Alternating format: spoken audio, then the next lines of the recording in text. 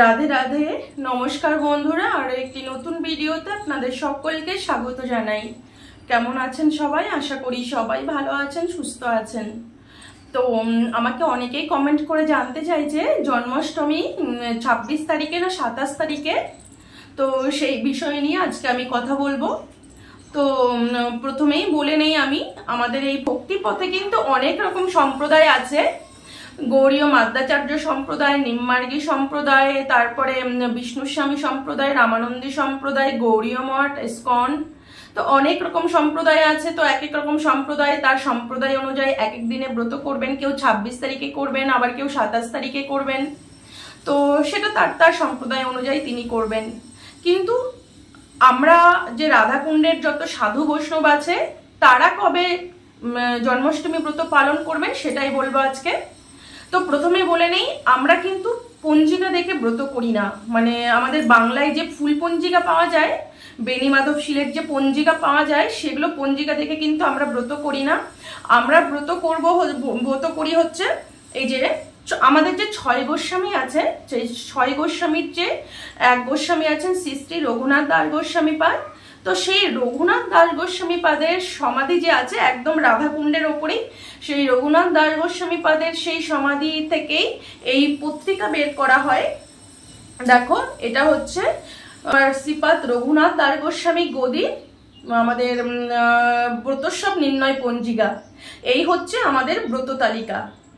তো এই ব্রত তালিকা দেখেই কিন্তু আমরা সবাই ব্রত করি। এমনকি আমাদের বৃন্দাবন ধামে, রাধাকুণ্ডে, বর্ষণায় যত বৈষ্ণব আছেন সব বৈষ্ণবরা কিন্তু এই পঞ্জিকা দেখেই ব্রত করেন।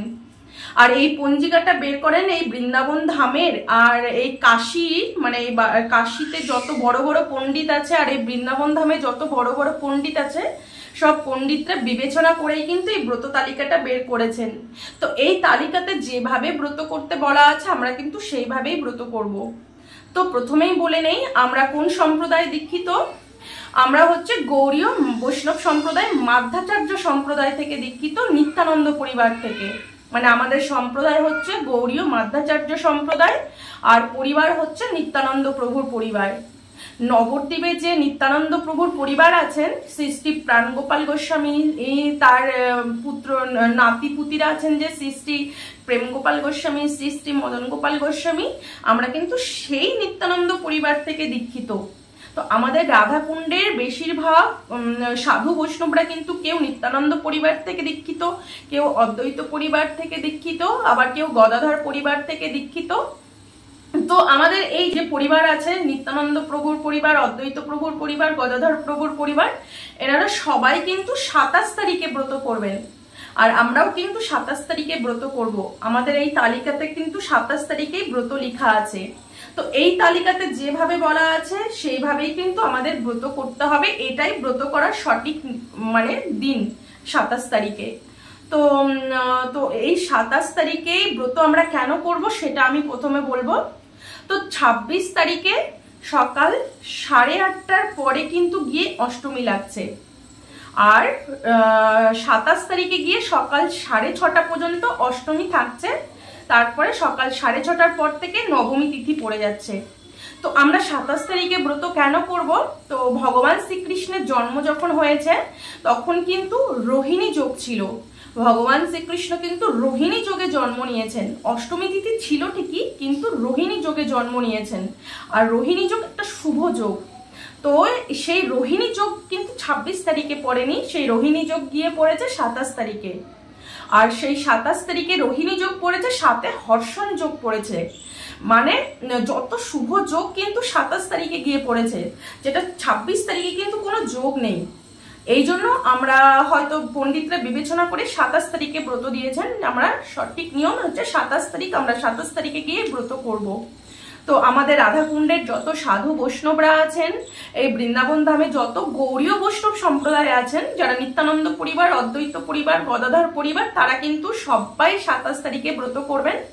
আর যারা অন্যান্য সম্প্রদায় সেটা তাদের ব্যক্তিগত ব্যাপার, তারা কবে ব্রত করবেন। কারণ আমরা পঞ্জিকা দেখে ব্রত করি না, আমরা এই তালিকা দেখে ব্রত করি। তো এই তালিকা দেখে ব্রত করলে ব্রত সঠিক নিয়মে ব্রত করা হয়। কারণ এই তালিকা কিন্তু একমাত্র এই রাধাকুণ্ড থেকেই এটা প্রকাশ করা হয়। আর রাধাকুণ্ড হচ্ছে সর্বলীলা মুকুটমণি ধাম রাধাকুণ্ড। আর এই রাধাকুণ্ড হচ্ছে এই ত্রিভুবনের মধ্যে মুকুটমণি ধাম। তো সেই রাধাকুণ্ড থেকে এই পত্রিকা বের করা হয়। তো সেটার থেকে সঠিক আর কি থাকতে পারে? তো এই জন্য আমাদের যত গৌড়ীয় বৈষ্ণব সম্প্রদায় আছেন তারা এই রাধাকুণ্ড থেকে, এই রঘুনাথ দাস গোস্বামী পাদের গদ্যির থেকে যে পত্রিকা বের করা হয় এই পত্রিকা দেখেই ব্রত করেন। তো আপনারা যদি চান যে 27 তারিখে ব্রত করবেন এই পত্রিকা অনুযায়ী, তো আপনারা সবাই 27 তারিখে ব্রত করবেন। এটাই সঠিক দিন 27 তারিখে ব্রতর, কারণ এটা আমাদের রাধাকুণ্ড থেকে পত্রিকাটা বের করা হয়েছে। তো এই জন্য, আর এই পত্রিকাটা কিন্তু একমাত্র রাধাকুণ্ডে এলেই পাওয়া যাবে, এই বৃন্দাবন ধাম এলেই এই পত্রিকাটা পেতে পারেন আপনারা। তাছাড়া এই পত্রিকাটা একমাত্র আপনারা পাবেন হচ্ছে নবদ্বীপে যে নরহরি ধাম রয়েছে, সেই নরহরি ধামে গেলে এই পত্রিকাটা আপনারা পেতে পারেন। আর এই নরহরি ধামের যে মহান্ত আছে শ্রী শ্রী স্বরূপ দাস দামোদর দাস বাবাজি মহারাজ, তার শিষ্য যেখানে যেখানে রয়েছে সেখানে সেখানে এই পত্রিকাটা পাওয়া যাবে। আর এই পত্রিকাতে যেভাবে ব্রত করতে বলা আছে সেটাই কিন্তু ব্রত করার সঠিক দিন। তো আমি চাইবো আপনারা সবাই 27 তারিখেই ব্রত করবেন, এটাই সঠিক দিন। আর কেন করবেন সেটাও বলে দিলাম, কারণ আমাদের রোহিণী যোগটা একমাত্র 27 তারিখেই পড়েছে, সে যে রোহিণী যোগে ভগবান শ্রীকৃষ্ণ জন্ম নিয়েছেন। আবার সাথে হর্ষণ যোগও পড়েছে সেই সব 27 তারিখে গিয়ে।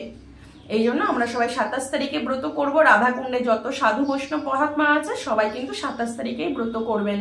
আর সব থেকে জরুরি বিষয় যেটা, সেটা হচ্ছে পারণ। তো এই যে জন্মাষ্টমী ব্রতের পারণটা কিন্তু একদম ঠিক করবেন। পারণের টাইমটা যেন উল্টো পাল্টা না হয়, তাহলে কিন্তু ব্রত করেও ব্রতের কোনো ফল পাবেন না যদি পারণ ঠিক মতো না হয়। এটা কিন্তু খুব গুরুত্বপূর্ণ একটা বিষয়। তো তার কারণ হচ্ছে আমরা যে ব্রত করি, যে কোনো ব্রত আমরা করি, একাদশী ব্রত হোক, সেটা জন্মাষ্টমী হোক, যে কোনো ব্রত হোক না কেন, সেই ব্রত করার পর পরের দিন যে পারণটা করতে হয় সেই পারণটা কিন্তু টাইম টু টাইম করতে হবে। পারণের ডেট মানে টাইম যেভাবে তোমার পত্রিকাতে বলা আছে সেইভাবেই কিন্তু পারণটা করতে হবে। পারণ যদি ঠিক মতো না হয় তাহলে কিন্তু ব্রত নষ্ট হয়ে যাবে। কষ্ট করে ব্রত করেও কিন্তু ব্রতের কোনো ফল পাওয়া যাবে না। তো সেটাই আমি বলছি। তো এই জন্মাষ্টমী ব্রতের পারণ হচ্ছে, আমরা যেহেতু 27 তারিখে ব্রত করব, তো 27 তারিখে আমাদের যে ব্রতের পারণ হবে, আমাদের সেটা পারণটা যারা বাংলায় আছেন, যারা ওয়েস্ট বেঙ্গলে আছেন তাদের জন্য একরকম আছে, আর যারা বৃন্দাবন ধামে আছেন তাদের জন্য একরকম আছে। তো আমরা যেহেতু বৃন্দাবন ধামে আছি সেই জন্য আমাদের পারণ হচ্ছে এখানে সকাল 9:30টার মধ্যে পারণ। আর মানে বাংলায় ওয়েস্ট বেঙ্গলে যারা আছেন তারা কিন্তু পারণ করবেন সকাল 5:23 মধ্যে। এটা সবসময় মাথায় রাখতে হবে পারণের টাইমটা। তো যারা ওয়েস্ট বেঙ্গল থেকে জন্মাষ্টমী ব্রত করছেন 27 তারিখে, তারা পারণ করবেন 28 তারিখে সকাল 5:23 মধ্যে। আর বৃন্দাবন ধামে যারা আছেন তারা পারণ করবেন সকাল 9:30টার মধ্যে। কারণ আমাদের বৃন্দাবন ধামে সূর্যোদয় সূর্যাস্ত আর ওয়েস্ট বেঙ্গলের সূর্যোদয় সূর্যাস্ত কিন্তু অনেকটা ডিফারেন্স আছে। আমাদের ব্রজধামে সূর্যোদয় অনেকটা লেটে হয়, যেরকম বাংলায় সূর্যাস্ত আর সূর্যোদয় মানে এখানকার ব্রজধামের থেকে 1 ঘন্টা আগেই হয়ে যায়। আর সূর্যাস্ত আমাদের এখানে যেরকম যদি সন্ধে 8টায় হয়, ওয়েস্ট বেঙ্গলে কিন্তু ধরো 6:30 7টার মধ্যে সন্ধে হয়ে যায়। তো সময়ের অনেকটা ডিফারেন্স আছে এখানের সাথে ওয়েস্ট বেঙ্গলের।